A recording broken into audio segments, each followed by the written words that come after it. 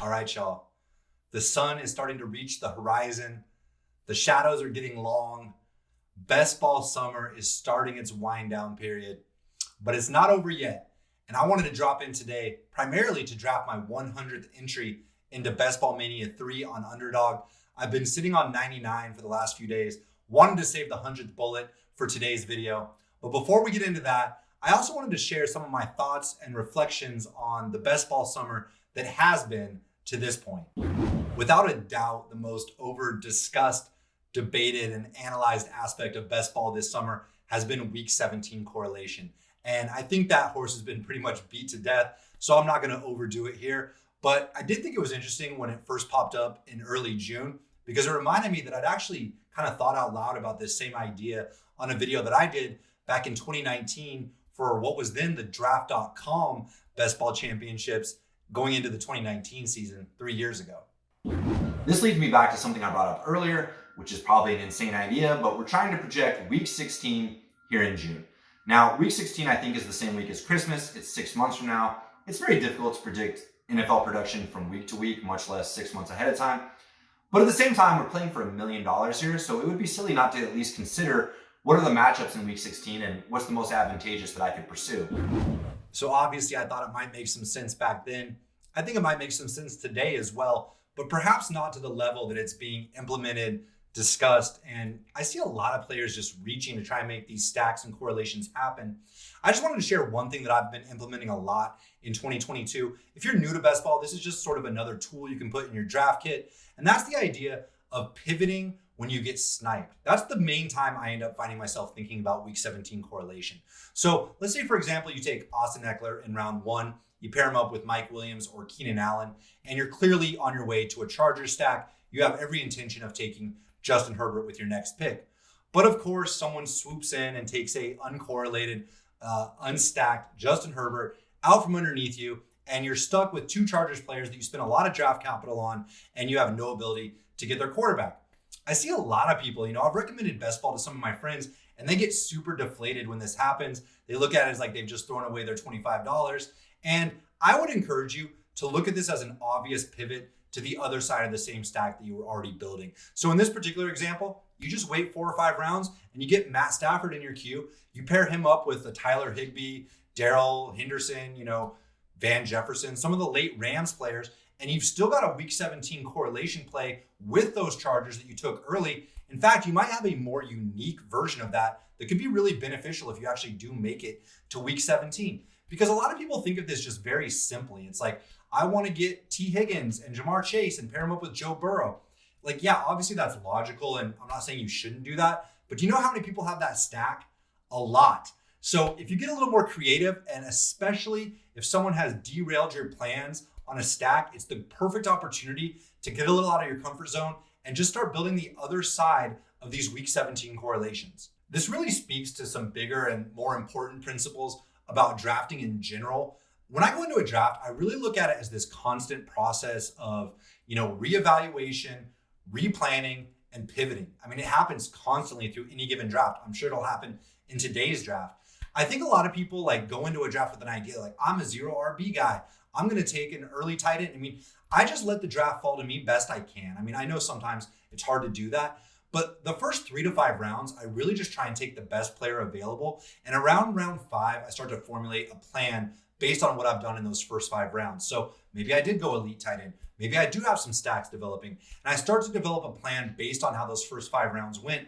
But I got to tell you, oftentimes, more often than not, that first plan is not what ends up happening. I start working towards that first plan, then something else reroutes me this way. And it's just a constant process of reevaluating, replanning, and pivoting. I think if you constantly do this in every draft you're in, it's going to be easier to not just mentally throw away drafts, and you're going to get some really unique builds that you probably would have never done if the draft just fell the way you wanted and hoped for it to. One other aspect and nuance of drafting that I've been much more conscious of this year than I have been in previous seasons is sort of this gut feel around ADP risers and fallers. And, historically, I've been like a lot of drafters. I just try and gobble up ADP anytime it falls to me, got to get the value, right? So if a player gets to me and they're 10, 12, 15 picks past ADP, that's almost an auto click for me, regardless of position, regardless of structure, regardless of my own opinions about that player. I just justify it by saying I got to get the value. But I've started to question if that's really the right approach, because when you're doing these drafts every day, you start to notice something and you can feel something happening before it gets widely discussed and reported on Twitter or the various fantasy websites. A lot of websites list the highest ADP risers and fallers each week, and that's good information to have. But you can actually feel this happening in real time and get it a little bit ahead of it. So let's say a player gets to you and you're like, oh, wow, 15 picks of ADP, man, auto click. But what you may not be considering is that in a week, that player, their ADP is falling, and they may be easily gettable 15, 20, 30 picks later in the coming weeks because something is starting to sour the market on that player. Now, you can also use this to your advantage on the flip side. So like a player this year, George Pickens, I've been really high on. I would take him consistently at the end of drafts. Got to a point where I was like, okay, yep, get him next round like I always do. And it's like, oh, someone took him 5 picks ahead of ADP. No big deal. They like him too. But a week later, it's 12 picks ahead of ADP. Then it's 15 picks, then it's 3 rounds, then it's 5 rounds. And I know that there's a lot of discussion around this. I'm just trying to explain this gut feel thing that happens. And you just want to be really conscious of which players you're auto-clicking that ADP value on and which ones you might pause and say, is this part of a bigger momentum shift that's happening and I'm at the very front end of it? All that being said, probably the single biggest difference maker, at least for me this summer, have been these draft tools that have come out. And I'm not here to endorse any specific product, but I will say I use the Spike Week Draft IQ version. There's a few versions of a similar product out there, but I want to show you some of the data that these programs will provide for you based on your drafts. So as promised, you can see there is a lot of information at your disposal when you use one of these tools. And if you haven't seen one of these before, you're probably gonna be pretty blown away by the amount of stuff that is available. So for starters, it's sorted by platform. You can see we got the Underdog metrics here. Drafters is next. I actually haven't participated in any Drafters drafts, but I understand they have a pretty big overlay brewing on their big tournament, so I might get in some here at the end. And then of course, DraftKings is the third option. So up here in the top left, all tournaments, I've entered 228 drafts for a total of $4,287. That's broken down by 7 entries in the Dalmatian, 1 in Scott Fishbowl, 99 in Best Ball Mania, soon to be 100, Puppy 3, Puppy Superflex, etc. You can see it all here.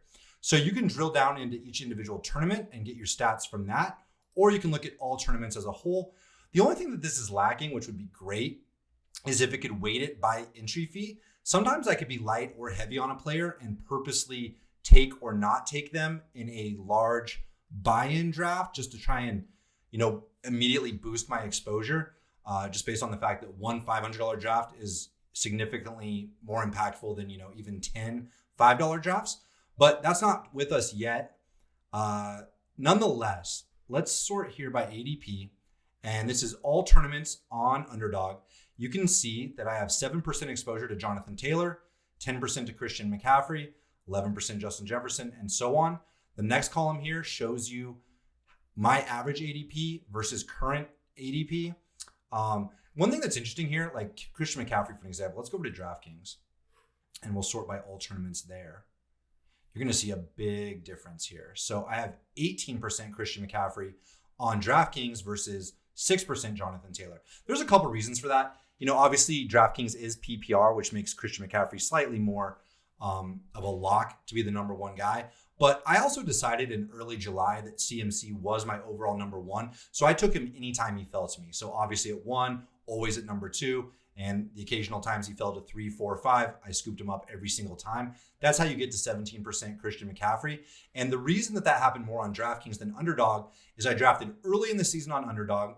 Then I switched to DraftKings for the bulk of July, got all my tournaments in there. And now I'm back at Underdog for the last couple weeks to hammer home my last 50 entries in Best Ball Mania. So I may have missed the window to really boost that McCaffrey exposure, but at least I have it on one of the platforms. So there's a number of things you can drill down further in here. One thing that's also interesting is looking at 0% exposure. I've got 0 Deontay Johnson. I debate this. I know there's a lot of discussion around player exposure, where you should be. I'm sure most of you are aware that if you just randomly selected players, theoretically you'd be at about 8% on every single player that's regularly drafted. That's not as true with the guys at the bottom, but I don't mind going all in on some guys. And so I have, let's see here. Sorry, we're back to Best Ball Mania. I want to show you all of my drafts on Underdog because it's a little bit more smoothed out. Some of these drafts started and ended at different parts in the summer, so the ADPs can be a little bit misleading looking at them now. But overall, my number one most rostered player is CEH. And I've just been in on CEH all summer. I mean, I don't know that the guy is like a revolutionary player, but there's been so much debate about who the running backs are in Kansas City. We're in Isaiah Pacheco month right now, but McKinnon had his time. Rojo had his time. These guys were all hot draft picks for a minute. I just think the one consistent throughout has been that CEH is the lead guy. And I was happy to bet on that. People don't seem to be high on him. I'm happy to take him. 1/4 of my teams have CEH on the roster. Madison, there's definitely a little positive bias here. I've won some GPPs multiple times, 2 times actually, with Madison as sort of a leader of that. So I definitely have a soft spot in my heart for Madison. I don't know if he's going to have the role that he used to have with the previous coaching regime, even if Dalvin Cook went down, but I'm at a high percentage on him. I am going to try and smooth that out over these last 50 drafts. I probably won't be taking much Madison in those last 50. Robert Woods here, 21%, my highest rostered receiver. I just think he probably is the alpha in Tennessee. I know people don't want to hear that. They like the rookies. They like the young guys. But, Robert Woods has been a consistent player everywhere he's been. I know he's coming off of injury, but I'm perfectly happy taking Robert Woods where he goes. And my average ADP is right at 100 on Robert Woods. So you can go down here and see each of my player exposures. I'm going to do a final video at the end of the year when this is finalized. But I want to show you some of the other things that you can do here. So you can obviously sort by position. Trevor Lawrence is actually my highest rostered quarterback.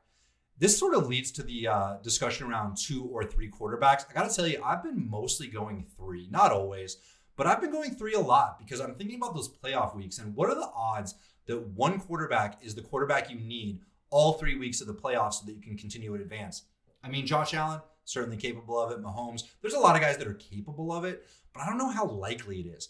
I would love to see a situation where a Daniel Jones gets me from week 15 to playoff week 16, and then, the hammer with my QB1 can be the guy that gets me to week 17. I just think you give yourself a better shot with having 3, and I'm willing to sacrifice that 8th or 9th receiver for a 3rd quarterback. That's a personal decision that I'm comfortable with. But it also leads me to some discussion around tight end. I love taking elite tight end, which really allows you to take the 3rd quarterback. That's actually more often the trade-off, whether it's a 3rd tight end or a 3rd quarterback. Let's actually look at the tight end on DraftKings because there are 2 extra roster spots there, which means I'm taking 3 tight ends almost always on DraftKings. So I'm 28%. This isn't correct. Sorry about that. 28% Gerald Everett, 19% Kyle Pitts. See, this is why these tools are really helpful. I, in my mind, have been going elite tight end a lot. But when you look past Kyle Pitts, who I am, over double the field on, let's find the other big ones. So Hayden Hurst is 5%, Kelsey's 4%, Waller 3%.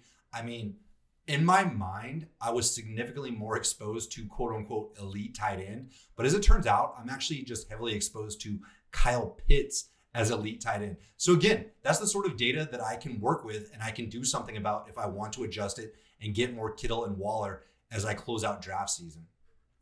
But I want to show you the exposure tool because this one's really cool. So this shows me my most frequent stacks. It shows me my most constant or consistent roster builds. You can see on DraftKings 3593 is my most frequent. Team structure, elite quarterback, I go 53% of the time. Hero RB, 38%, elite tight end, and so on. You see the week 15, 16, and 17 stacks. Unbelievable information, like unbelievably helpful. Now you go to lineups. This is going to show every single lineup that I have drafted. And again, you can drill into each individual tournament.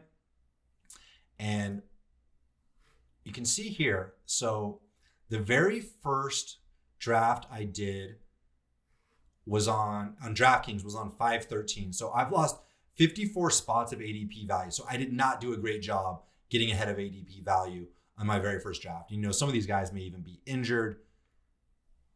Yeah, Gronk is in there. But nonetheless, you can also sort by ADP. I want descending, actually. So my worst team is minus 167 spots of ADP. You can see there. But let's go to descending order.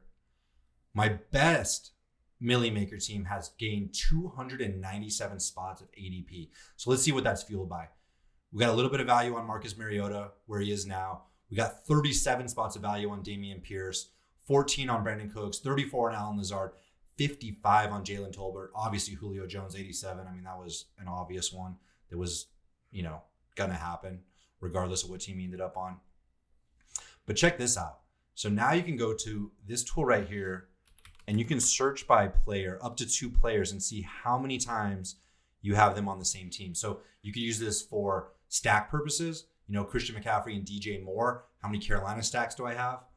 But I like to do it for stuff like this, like something I could never get today. Christian McCaffrey and Saquon Barkley on the same team. So in the Millie Maker on DraftKings, I have that 3 times. So I got it on 524, 522, and 520. On this particular team, I've gained 146 spots of ADP value. So that's why you draft early, right? Like I have a bunch of dead teams that have a bunch of dead players on it, but occasionally you get a couple of these too. Even this one where I've gained all this ADP value has John Michie and Rob Gronkowski. So that's pretty crazy. But at the top, it has CMC and Saquon. I mean, that's obviously an awesome pairing that would not be possible at this stage of draft season. So these are the tools that are out there. I really have only used this the second half of the summer. I really wasn't on board with it until July, but it has been immensely helpful for me ever since then. And there's a lot more that this can do in the draft. So let's go ahead and jump in there and I'll show you. All right, we're going dark mode. Got the team colors on for draft number 100. Let's get in here. All right, we need 3 more. One thing, I'm not sure if this shows in that Spike Week tool or not, but I'd be real interested to see like how many times I've had whatever pick. I feel like I've run really hot on getting top 3 picks, hence my McCaffrey shares on DraftKings. But I really feel like I've had a great run this summer of getting early picks, which has been awesome. Probably shouldn't mention that now, or we're going to end up at the back end of this one, but maybe that would be more interesting. We'll see. Wherever we end up, we'll formulate a plan and get to it.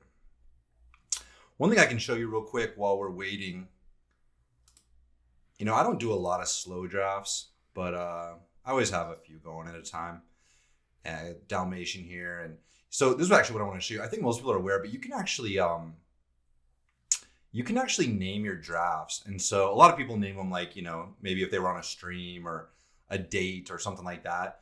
But what I do is as I'm drafting, so like this one says Minnesota, Green Bay, need 2 more quarterbacks. So what I mean by that is when I'm doing slow drafts and like you're not as engaged with it and you're just kind of checking in periodically, without having to spend a bunch of time to catch up every time I do that and trying to remember which team is which. So like on this one, I got, Kirk Cousins here.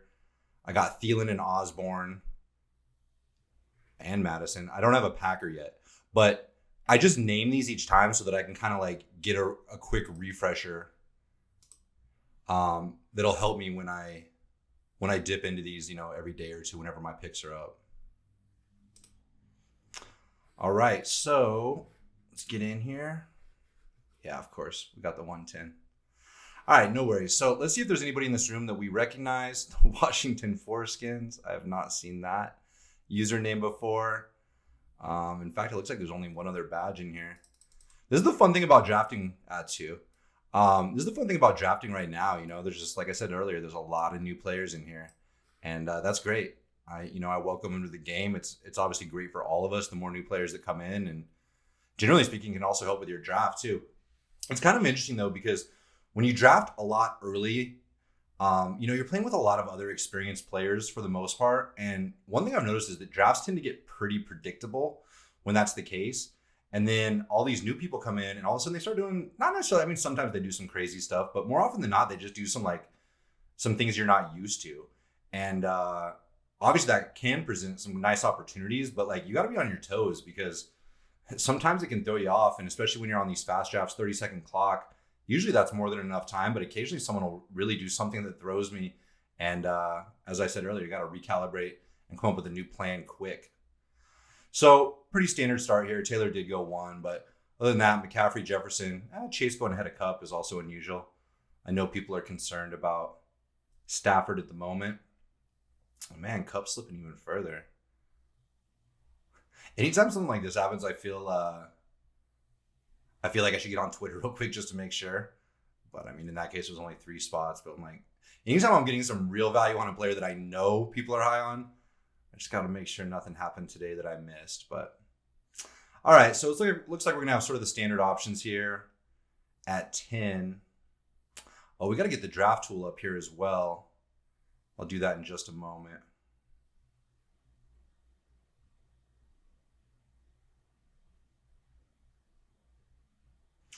All right, so obviously we have our choice of Derrick Henry, Devontae Adams, Kelsey.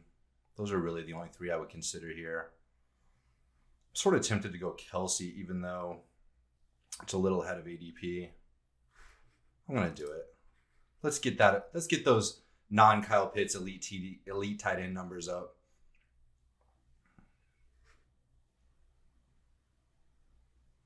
Yeah, I'll launch the Spike Week, in-room draft tool here in just a minute, because that's going to be pretty helpful as we're moving through this.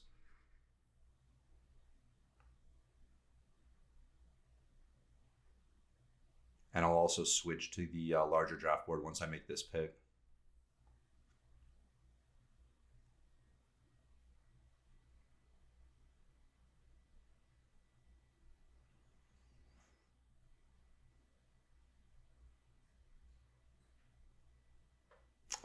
Saquon keeps going earlier. Obviously, I've been high on him all along. It does feel a little sacrilege. Well, they're going to take the choice out of our hands because there he goes. All right, so, immediately there's no other stack partners or week 17 stuff I need to consider yet. It really just comes down to running back or wide receiver. The problem here is I'm not that high on Debo at this ADP. Let's just mix it up a little bit. I'm going to go Aaron Jones.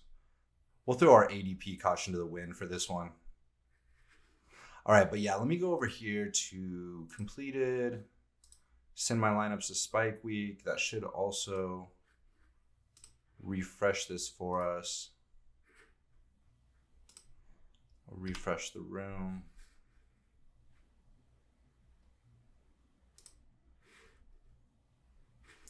This is not the right draft. Oh yeah, so just to complete my thought on the naming these teams. So like you have here Lance, Dunn at running back. So that just tells me, hey, this is a Lance team, which, sort of is a difference maker for me at quarterback, and that sort of affects things differently. I'm not as concerned about stacks when I have Trey Lance as my quarterback, and I don't need to take any more running backs. So I don't even have to consider that when I dip into that draft whenever my next pick is up. On this one, I'm waiting out Zach Wilson. I've been doing that a lot. I tend to like the Jets receivers, and, not that Zach Wilson was expensive before, but he's obviously going in the very last round now with people being concerned about his injury. But, I don't think his injury is that bad. I mean, it looked bad at the time, but it seems like he's going to be back pretty close to the beginning of the season. So I like completing those late Jet stacks. I know for sure on that team, that was actually a Josh Allen team. So that makes it even easier. Just, pull the trigger on Zach Wilson as my second quarterback. Spent some real high draft capital on the number 1 QB. Just get Wilson at the end. Obviously, they have 2 different bye weeks, and I feel great about that. Okay, so now I'm going to refresh this room. Yeah, so my metrics should be popping up here momentarily.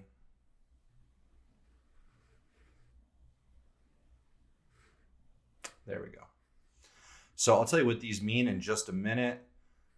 Let's see what's happening as the picks lead back to us. I don't see anything really out of the ordinary here.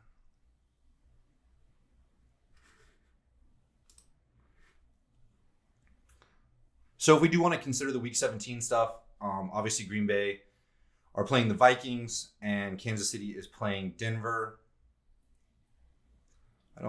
Sutton would be a possibility.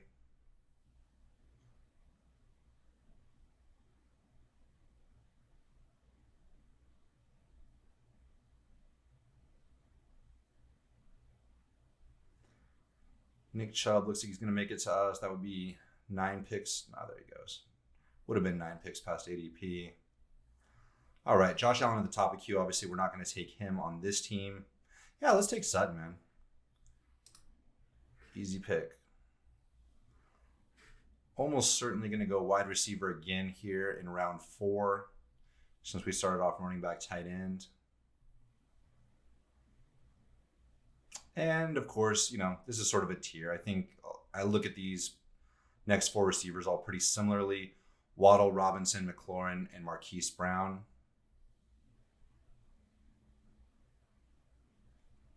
If I'm thinking about pairing one of them up with a quarterback, Marquise Brown would probably be the move there.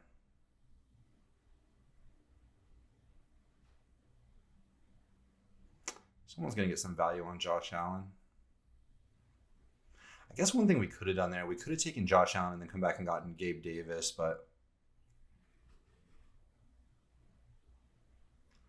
that's all right. Yeah, let's go Marquise. The other consideration here would be we could go Judy and get it. We could get, that would be interesting actually, get Judy and Sutton. We already have Kelsey. Start building out a Broncos stack, or on the chance that Mahomes gets back to us, we'll go with it. So we got 2 Denver receivers, Aaron Jones and Travis Kelsey, after 4 rounds. All right, now I'm going to show you what these numbers represent. So Josh Allen, my average ADP on him is 27. That's specific to this tournament, I believe. And then I have 13% of him in this tournament and 9% overall. So, that's just the way it's worked out. I have a little bit higher ownership of Josh Allen in Best Ball Mania than I do in my Underdog drafts overall. But the first percentage point is this tournament. The second percentage point is overall. And you can see, I'm low on Breece Hall in this tournament. I'm a little bit higher than him overall. But, that's someone I probably just need to raise my roster numbers on regardless. There's a lot of things you can add to this. I'll show you the options here. So for Underdog, you can highlight correlated players. If I get too much stuff on the screen, it actually hurts me more than it helps me. So, I feel like I can keep track of correlated players as long as I'm engaged in the draft. So I don't have that one checked. You can highlight week 16 and 17 games. Again, that's something I sort of have memorized at this point, so I don't show that on the screen. Average ADP for this tournament is helpful. You can show average ADP for all tournaments, but at this point on Underdog, I'm only on to Best Ball Mania 3 the rest of the way. So that's really what I want to focus on, is what ADP did I get them in this tournament. This has also been the tournaments that's open the longest. You got to think about that. Like, obviously the puppies come and go and fill quickly, but the ADP for Best Ball Mania 3 has been going for almost 4 months now. So it's pretty interesting to see which parts of the roller coaster rides I've selected players at. 7-day ADP change, 2-day ADP change, both interesting. Ownership for specific tournament, ownership for all tournaments. And then you can do some really cool things with stacks. So show ownership when drafting this quarterback, the same second quarterback, first, second, and third round picks, and then also show your rankings from Draft IQ. So obviously I'm running this pretty light. I just have a couple of these boxes checked. But depending on, which part of my drafting season I've been in or what things I want to focus on, I have highlighted other things over time. And if you go down here to the bottom, similar options for both DraftKings and drafters, but you can also choose what colors you want things to light up and then certain thresholds. So I have any player that I have over 16% of. So essentially I'm double the field on a player. I want that to be highlighted. And then on the other side, I want any player that I'm 4% or less to also be highlighted, just showing me that I'm half the field or lower. So, as I showed you earlier, I'm at 0% Deontay Johnson. So it's lit up red. Juju, I'm pretty high on. So I'm 14% in this tournament and I'm 18% overall.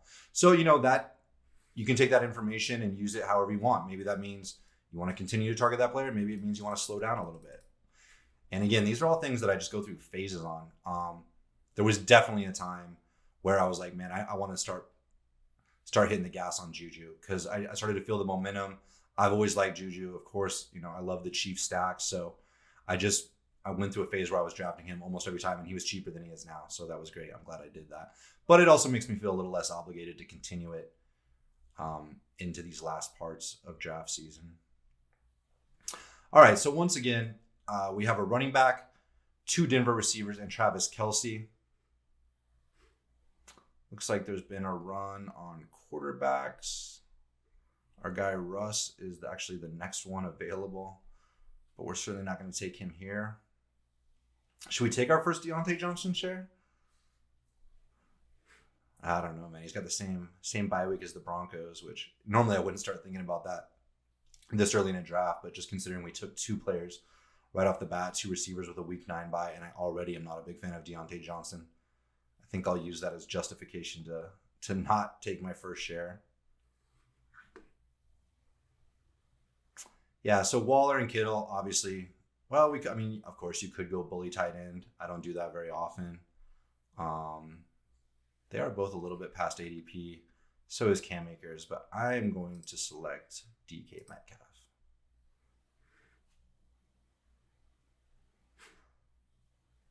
These rounds right in here tend to be very wide receiver heavy for me.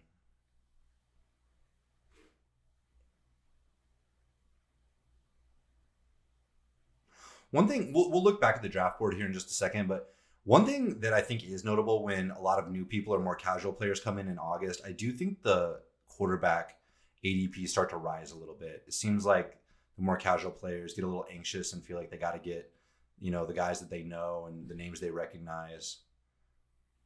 So we'll see where they all went, but all the top tier guys went in that little interlude where we were talking.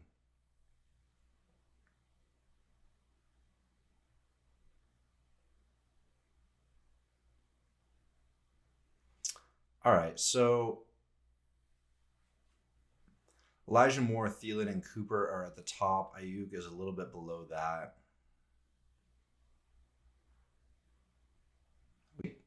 No, we can't do that.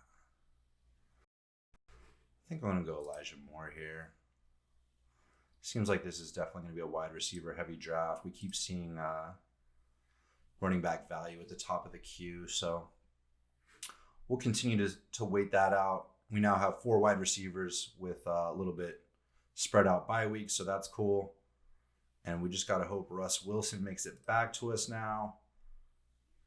If he doesn't, we obviously cannot utilize the strategy that I mentioned earlier where you pivot to the other side because Mahomes is long gone. So that would not work for this particular draft. But I think there's a decent chance I'll make it back. If he doesn't, I feel like Trey Lance is always sort of my backstop. I'm happy taking Trey Lance. In fact, I almost feel like I need to start targeting him more. But I feel like he's, one thing about these casual players coming in is they don't seem to be as high on Trey Lance. So he in particular seems to consistently be there. Not necessarily past ADP, but at ADP. So like I said, I just always look at him as sort of a safety net at the quarterback position that if things go awry and things don't work out for me like I thought they were going to with any quarterbacks before that, he's always there and is someone I feel great about taking every time.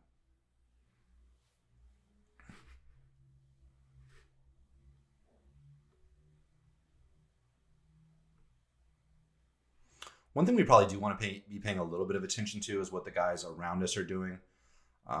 It depends, especially on what draft position I'm at, how much I pay attention to that. But it's kind of important in the draft position we're in here because we're towards the end of each turn, right? So we pick 10, then these guys make their selections, come back, make their selections again. So for example, like if we were looking for a tight end, in this case we're not.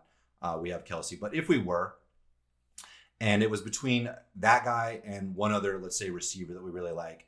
And it's really valuable information to know, do these 2 guys have tight ends or not? Of course, it doesn't guarantee anything. They could certainly take a second tight end, or even if they don't have one, they may not take your guy. But it's just that little bit extra edge. It's worth paying attention to because if those guys already have a tight end, then maybe you push it and you take the other player that you like that's almost equal in your mind, just banking on the fact that tight end is going to get back to you. Obviously, that's a very specific example, but you can extrapolate that to any other position and a number of other scenarios. So with that in mind, B-Top 20, who's right after us in the 11 spot, through 6 rounds has 3 running backs and 3 wide receivers. He has not gone quarterback yet. And Dusty 16 has 3 wide receivers, 1 running back, and 1 tight end.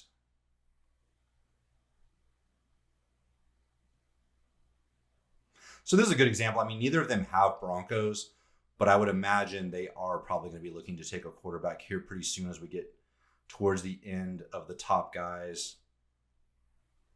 So we probably need to use this first pick in this round on a quarterback. So as I mentioned, if not Russ Wilson, Oh, Lance is gone. All right. Did I miss him before? When I was talking about how he always lasts? Yeah, he had gone in round 5.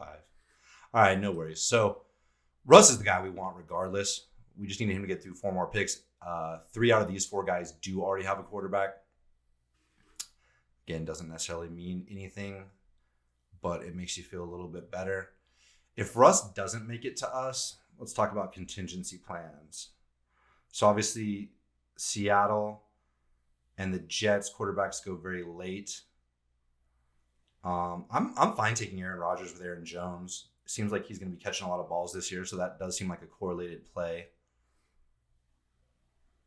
Not that I'm ecstatic to do Packers stacks this season, but that's a fine fallback if Russ does go in the next couple picks.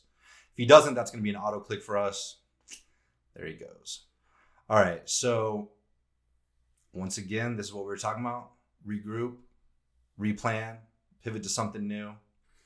So we're at 1 running back, 4 wide receivers, and a tight end. Josh Jacobs is at the top of the ADP. He's 10 picks past at this point, but he's consistently going in this range. He's definitely sliding down the board in general. All right, so what else could we do here? We could make a similar move with Pollard. No, Prescott already went.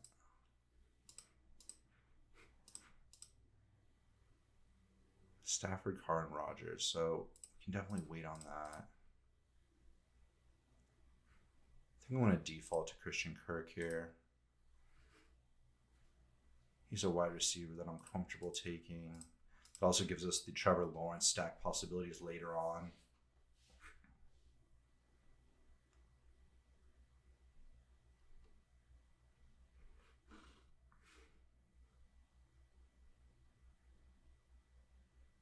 As you can see here, I haven't been taking a lot of Renfro this summer. Just 2% overall. He and Derek Carr obviously could have been taken there together, but that wasn't motivating enough for me to pull the trigger on it. And it doesn't seem like there's going to be any incredible value here, so I might just go wide receiver again. When in doubt, draft a wide receiver. So we got Olave or Burks. Just make sure I'm not missing any other considerations here.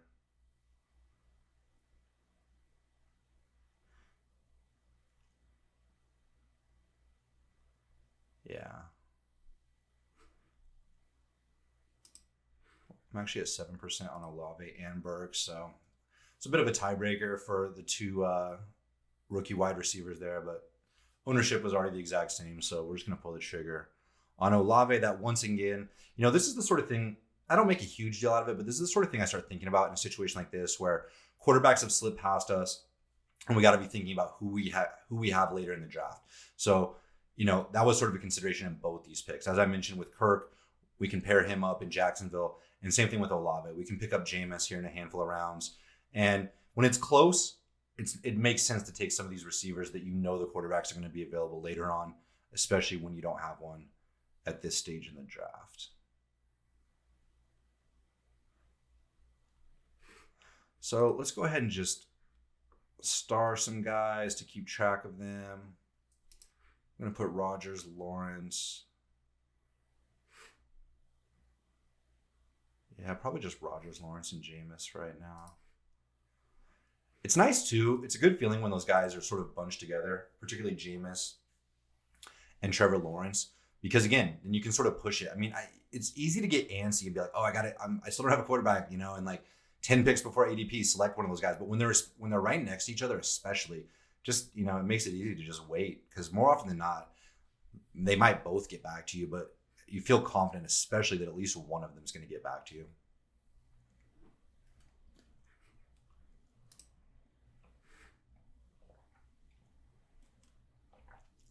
So I think at this point, we're just going to have to look at that Denver KC stack as done. I mean, obviously we can't get the quarterbacks for either of them. I don't know that I'm going to be inclined to add any more. Certainly no more Broncos.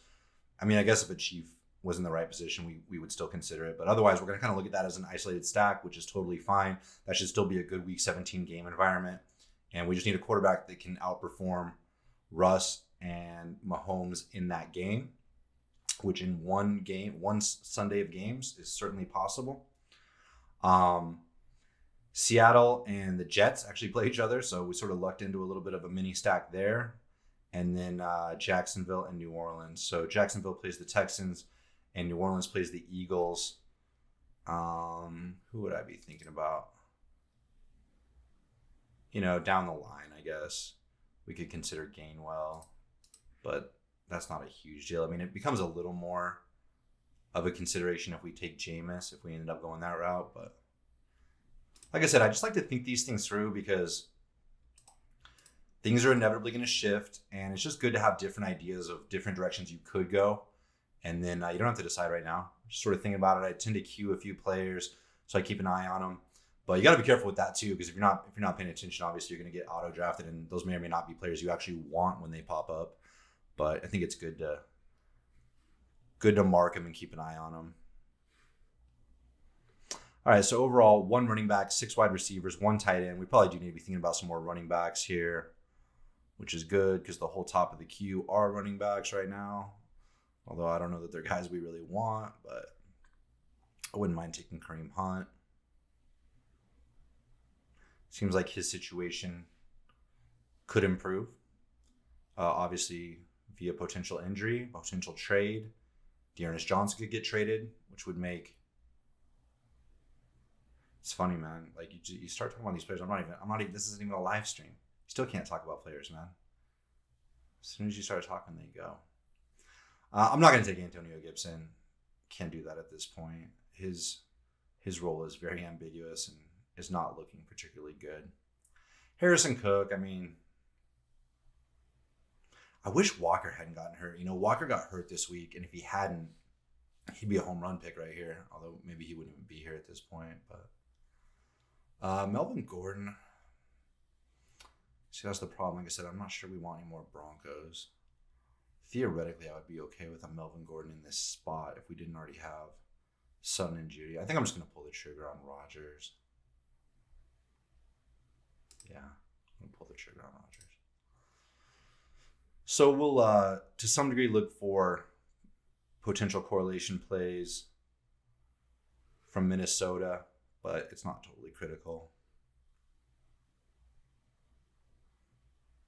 We mentioned this earlier in the draft tool, but check this out. So Julio Jones, I'm at 16%. My average draft position on him is 188. His ADP today is 116. So that's a player I'm basically not taking any more of. I just have too good a value already in the bank. I don't think it makes any sense to bring that value down with picks now. And it's not like I'm super stoked about Julio. That was, purely a game play just based on the fact that he was highly likely to go way up in ADP.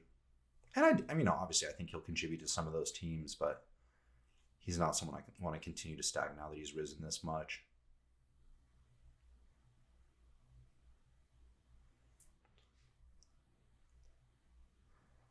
I'm comfortable with Cordell Patterson. I'm comfortable with James Cook too, but 111. It is the 111. Just want to make sure I'm not missing anything here. Garrett Wilson, we could be setting up that jet stack too, but I'm going to go Cordell and get another running back on the squad. So we'll switch to full draft mode here for a while. I haven't been looking at it this way very frequently. I just want to check out the guys next to me again. So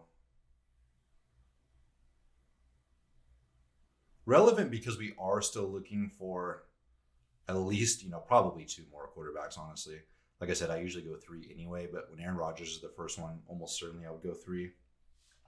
So B-Tuck 20 right after us still does not have a quarterback, which is worth noting.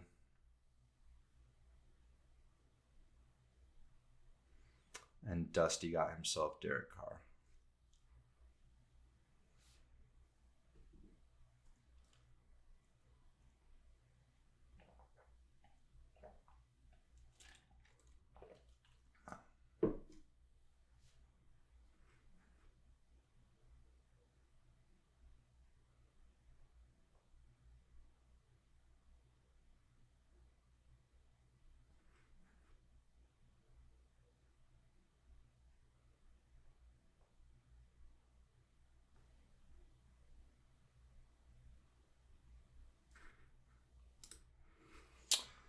Let's look at some other player ownership numbers while we're waiting for our next pick. So Russell Gage, this is sort of the inverse of Julio Jones. I did not take a lot of Russell Gage at any point.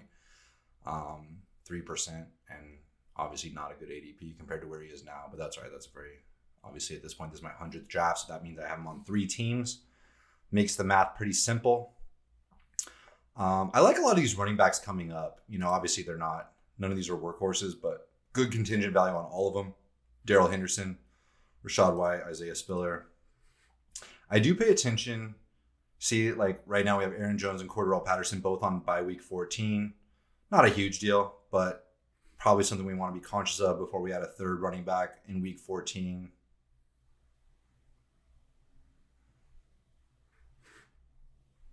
I'm not worried about tight end at all. We'll take one other. This will be a 2 tight end team, so we'll take one at the very end. It could be Tunyon, different bye week than Travis Kelce. We already have the Rodgers stack going, but we'll see what other quarterbacks we end up with, and we might take a tight end correlated with them. I love taking tight end stacks. I think that's actually my favorite position to stack, just because tight end is so volatile anyway. And, you're really looking for boom weeks like in the playoffs. And by boom weeks, that literally could just be as simple as 1 touchdown. So to correlate that with a quarterback makes a lot of sense to me. And I try and do that as often as I can.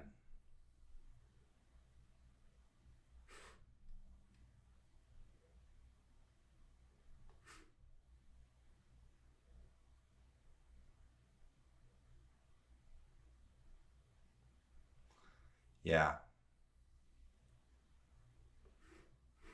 See, Dobbs. I mentioned earlier, I've been drafting on DraftKings for the last month and a half. So Dobbs obviously has risen a lot on Underdog since then. The little bit I have of him, my average ADP was 196. We're going to take Darrell Henderson here. But obviously he makes a lot of sense on this team. So we're going to hope he makes it through the next 4 picks. And I think that would be an automatic click for us. Since we base this all on Aaron Jones, we don't have a true receiver yet in Green Bay, and Dobbs is probably our last real shot at that.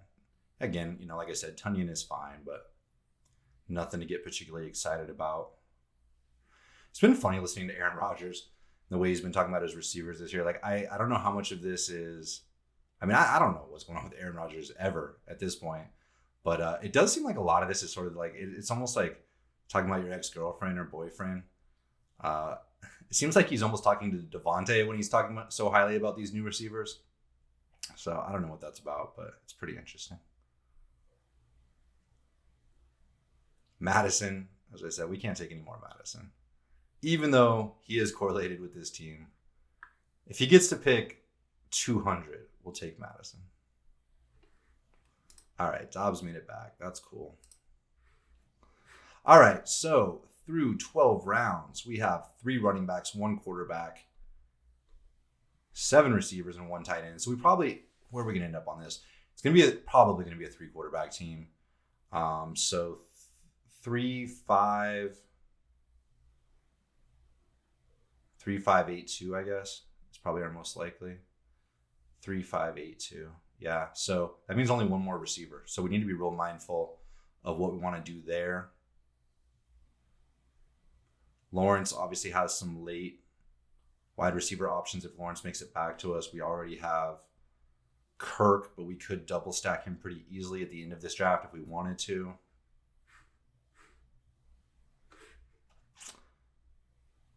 Osborne's still out there if we want to try and force the week 17 stuff with Aaron Rodgers.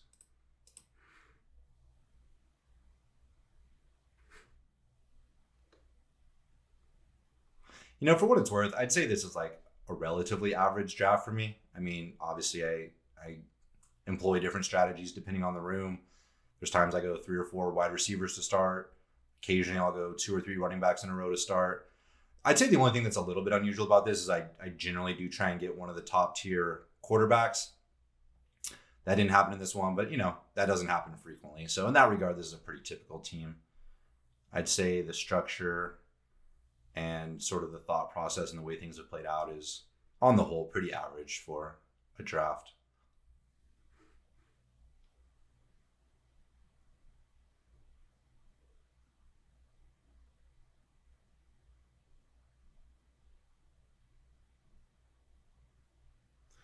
8 picks away, hoping Lawrence makes it.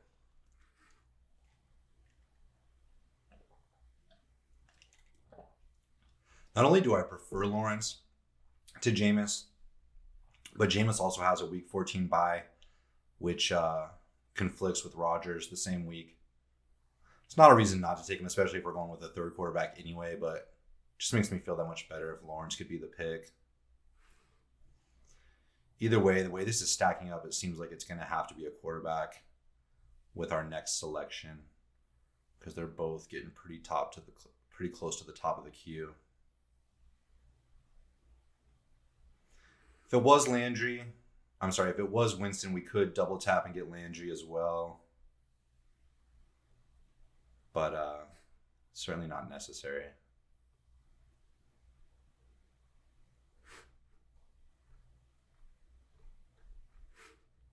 When I get in a real spot with quarterbacks, there's a couple things I like to do. I like to take Daniel Jones and Wan'Dale at the very end, although Wan'Dale's not really going right at the very end anymore, so that's a little more difficult than it once was. You can certainly do that with Mac Jones as well. He has a number of late stack partners. Goff doesn't necessarily have late partners, but I like to take a lot of Chark and then pair him up with Goff at the end. But right now, we just got to sweat the next 2 picks, and if we can get through those, Lawrence will be the pick. Freiermuth, you can see I'm obviously very high on. Have 19% in this tournament, 18% overall, all underdog tournaments. Lawrence makes it back to us. No reason to delay. Now the question is, do we want to take both he and Jameis? I think the answer to that is probably no.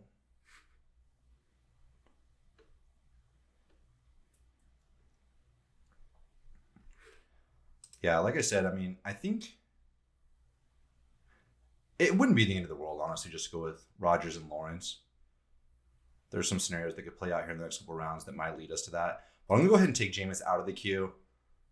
I'm going to put Zach Wilson in the queue. If he's around in round 18 still, that might be a good way to finish it because we do have Elijah Moore. As mentioned earlier, we do have DK Metcalf. And that's kind of a nice luxury pick because we don't have to have it. But I'm fine with it in round 18.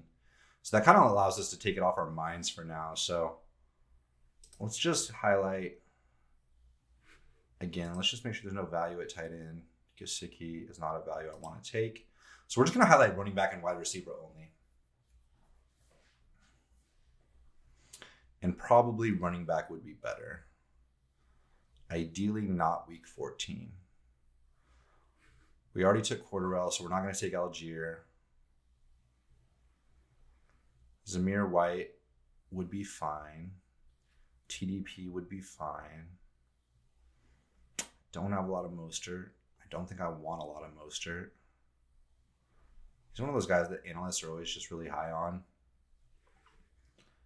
But we haven't seen enough of it. Ronald Jones, yeah, it's getting bleak at running back. So we're going to go with Zeus, Zamir White. That leaves us with one more running back spot. Once again, we probably don't want it to be week 14 bye, and ideally we don't want it to be week 6 or 7 either, but not totally critical on those last 2. We have 1 or at most 2 wide receiver selections left.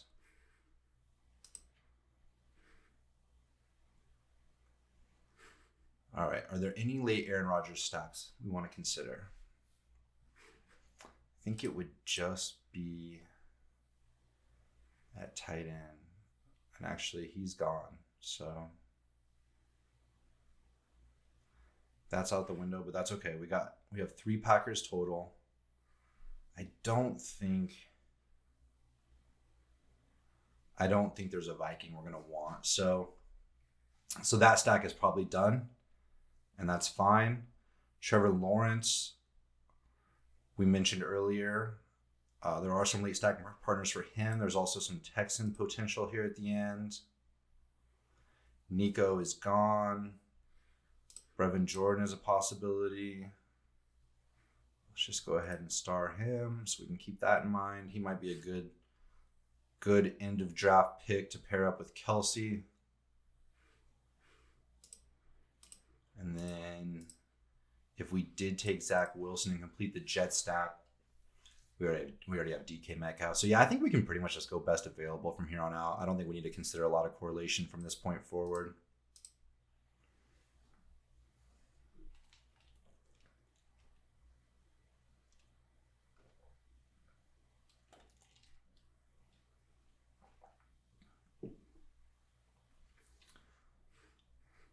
I've talked about how I'm drafting a lot this year. Obviously, I showed you some of those numbers, but when it's all said and done, I'm going to be just under 500 drafts. I think at this point, I know exactly how many entries I have left and which tournaments I want to finish out.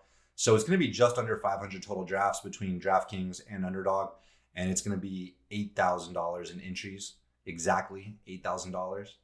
I like nice round numbers, and it also just happened to work out that way to where I entered a couple $4 tournaments just to make that work out nice and clean, but exactly $8,000 in entry fees, which makes it pretty easy to track your ROI, assuming there is any ROI at the end of the year. But yeah, that's the biggest investment I've ever made in best ball, $8K. You know, I know there are certainly people that put in a lot more than that, but I'm pretty fortunate to be able to put in that much. I know when I first started, I'm sure there's a lot of people out there that are very envious of me being able to put in that much. But you know, one thing, I'll talk about this a little bit more after I make this pick, but one thing that makes me feel confident is just the return I've made in previous years. It makes me know I'm not actually going to lose $8,000. There's, you know, even if I have a terrible season and all of my player takes are bad, I'm certainly going to get a percentage of that back no matter what. That's just the inevitability of it. Jameis is still at the top and available. Running backs, Rojo, J.D. McKissick, Gus Edwards, Eno, D. Ernest. Wide receiver, we're running out of time here. I'm going to take Corey Davis. Corey Davis was at the top of the wide receiver list, and obviously we are hoping for a Zach Wilson completion to this draft, so I think that makes sense. That puts us at 2-4-8-1 with 3 picks to go. So if Wilson was 1, tight end has to be 1. And then the third one needs to be a running back. So I think we've locked ourselves into what we're going to do here. So we just need to choose a running back. 14, 7, 6. Those are the bye weeks. So I am fine with D. Ernest. I am fine with Sermon because I have very little of him on Underdog. A little bit more on DraftKings. Foreman. I mean, I have a ton of Foreman. It's funny. I have a ton of McCaffrey and I have a ton of Foreman. So I'm basically banking on a Carolina running back to do well. We'll see who stays healthy. Evans and Haskins would both be fine as well. So I think we're going to go. Let's see how far down Brevin is right now. You know, there is a part of me that's tempted to just go back to this Jameis pick now that he's still there. But I did already stack Corey Davis. So this is an interesting spot, right? So like, let's say I did want to pull the trigger. Well, no, that doesn't make sense. I was going to say, I do have a fallback in that I could take a Seattle quarterback if I needed to. I'm going to take Chase Sermon just because I have such low ownership of him on Underdog.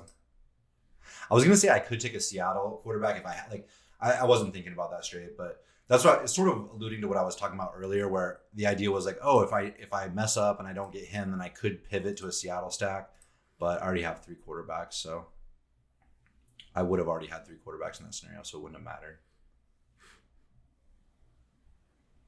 I guess theoretically I could still do that though. If by chance someone takes Zach Wilson, we could pivot to Drew Lock, play off of the DK Metcalf stack, and we already have some bringbacks from the Jets. That's fine.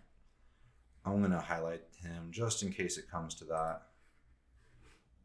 But yeah, we now have 2 picks left. We're done at running back. So it's Aaron Jones, Cordarrelle Patterson, Darrell Henderson, Zamir White, Trey Sermon. Nothing to write home about, I wouldn't say, but we need Aaron Jones to really carry the load there. Cordarrelle, I think, is probably just a little bit undervalued at this point. And Henderson, Zamir, and Trey Sermon are obviously all upside potential plays. We could go a 6 running back if we wanted to forego a 3rd quarterback. Just recapping at wide receiver, we got Sutton, Judy, Metcalf, Elijah Moore, Christian Kirk, Chris Olave, Romeo Doubs, and Corey Davis.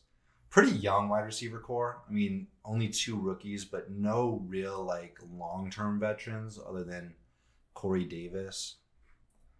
So the one non-negotiable is we need a tight end. I mean, theoretically, you could just run with Kelsey, but I don't like to do that. I've done it a few times here and there, but one tight end is, you know for sure you're giving up points, at least in week 8. May not be a lot. What's Brevin Jordan going to do in week 8? Probably not a lot, but I don't know. Still seems like a unnecessary play. So I think the decision here is really going to come down to, let's just make sure there's like no wide receivers we got to have. Randall Cobb, we do not have to have. We could still do the Jacksonville. Yeah, I kind of lost sight of that. I think I'm probably going to let this one ride with just Kirk and Lawrence.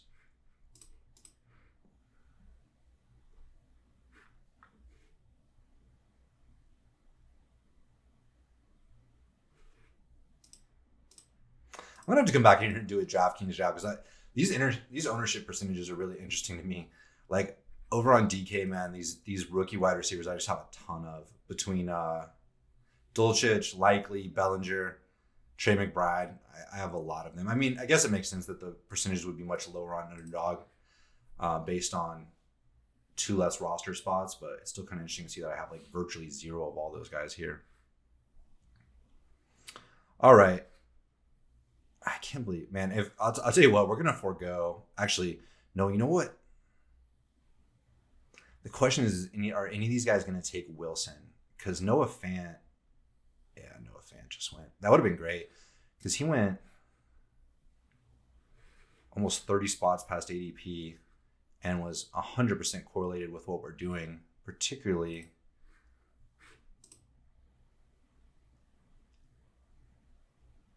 This pick, yeah. So we're gonna have to reestablish where we're gonna take it tight end. So I'm gonna go ahead and take Wilson now.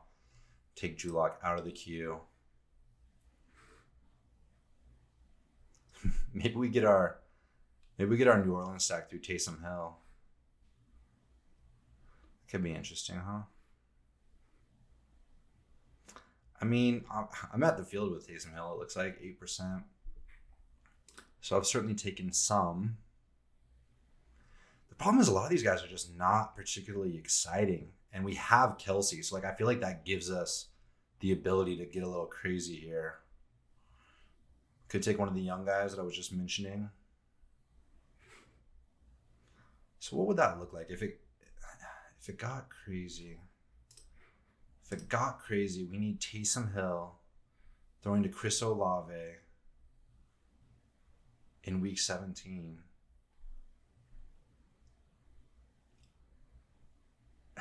Yeah. And then Aaron Rodgers lighting it up to Rookie of the Year, Romeo Doubs. It could happen. One thing that's funny is like you do these drafts all summer and you get very comfortable, like, oh, I like this player, I don't like this player. And you just like it gets so repetitive in your brain that you sort of like stop even questioning it. Why do I feel this way about that guy or that way about that guy? And then as soon as the season starts, you remember like how chaotic and crazy the NFL is. I think about this a lot on, I don't know if you guys play Showdown DFS, but Showdown DFS is funny because like I'll be creating my lineup and I'll be like, okay, tight end from one team, then a running back. Like, no, there's no like 2 tight ends or like the backup tight end. Like he hasn't caught a pass and then like first 2 touchdowns of the game or the 3rd string tight end. I mean, it's like, I think playing Showdown actually like shows you the chaos of the NFL more so than anything else. Because if you're just watching Red Zone or you're just watching the highlights on Sunday, you see a lot of familiar names, but you don't really get a sense for like how many random guys make catches in a game, how many random guys get random touchdowns over the course of a game, a week, a season. I mean, there's a lot of guys. And so, It's okay to get crazy, man. Like that is always every season. Once the season starts, that's my main takeaway. I'm like, I didn't get crazy enough. I didn't do enough stuff. I was thinking too logically. Like I stuck too much to ADP. I stuck too much in my player convictions. I didn't diversify with these random players at the end of the draft enough. And so I'm always encouraging myself and trying to remind myself to do that. And I would say the same for anyone else out there. If you're trying to improve your game, try and shake up your thoughts and diversify wherever you can, because crazy stuff happens in this game. With that, the final pick, let's see who Mr. Irrelevant will be in this draft. Austin Hooper. There you have it, Mr. Irrelevant. Draft number 100 in the books.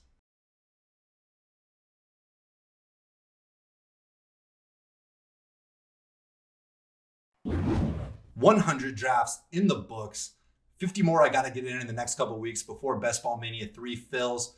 But you can bet I will ensure that happens because I have max entered this tournament each and every season. I'm not going to let the streak die in 2022 of all seasons, because this is actually the most heavily invested from a time, energy, and certainly financial aspect that I've ever been in previous years. And there's actually a few reasons for that. I was pretty conscious about that coming into Best Ball Summer this year.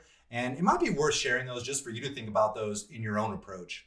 There's the obvious ones like, advance in life and age and career, and hopefully that affords you some ability to do these things at a higher level. That's certainly been the case for me. And ultimately, this is just a hobby for me. I've made some money doing it. I'm certainly hoping to hit a big one day. But ultimately, at the end of the day, I do this for fun. And back in 2018, that's when I discovered Best Ball. I mentioned earlier, draft.com, the draft app. A lot of the people that were involved in launching that product are part of Underdog today. And I think a lot of people are having the same moment I had back then in 2022, where they're finding Best Ball, and there's a lot of new players coming into this game. That's evidenced by just the amount of discussion around Best Ball on the social media channels. And obviously the size of these tournaments is a huge reflection of that. Going back to when I started, I really enjoyed it, but obviously I wasn't good. There were a lot of lessons I had to learn over time. Some of those I've tried to share with you here over the years, but I feel like I have an edge on these new players that are coming in. And that's just something that I want to try and leverage while I have it, because it's not going to last long. I'm sure there are people that are going to go much further and deeper into this than I have, and they're going to catch up quick, which actually leads me to the number one reason I wanted to go so heavily in my investment this year. You saw the draft tools I was able to implement and utilize this season. A handful of other players are doing the same, but it's still a very small percentage of the field. These tools are in their infancy, and I can only imagine, even next summer, much less 5 years from now, how advanced the tools are going to become. We've seen this happen in poker. We've seen it happen in DFS. And hey, if you're a programmer, you're a data scientist, you're a sharp guy, you've got the funds and the desire behind you, and you can create tools that solve for these programs, and you can win, you can play optimally and win all the cash. I don't blame you. I have nothing against you. But candidly, it does take the fun out of it for a casual player like myself, because I know I don't have the same chance I used to have when it was peer-to-peer, true mano-a-mano. These tools are going to get more advanced, and they're going to make it harder and harder to win as we move forward. To quote my guy Maverick from Top Gun, that might be true, but not today. So we are all in 2022 Best Ball. I'm going to do one last video in about 3 weeks, just before NFL kickoff.